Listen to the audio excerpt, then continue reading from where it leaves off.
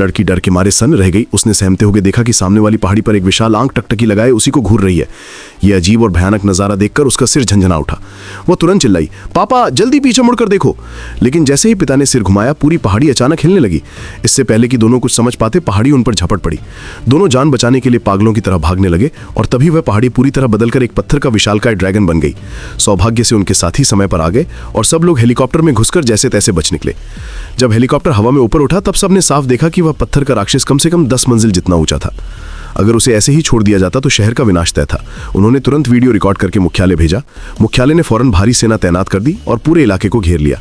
हर तरफ जाल बिछा दिया गया और फिर ड्रोन के जरिए उस पत्थर के दैत्य को बाहर निकाला गया। लेकिन हैरानी की बात यह थी कि दर्जनों रॉकेट दागे जाने के बाद भी उस पर खरोच तक नहीं आई। मजबूरी में सैनिकों ने अपनी जान जोखिम में डालकर उसे जाल में फंसाया। तभी एक भारी भरकम टैंक पहले से तैयार खड़ा था। जैसे ही पत्थर का दैत्य जाल में आया, टैंक ने लगातार फायरिंग शुरू कर दी।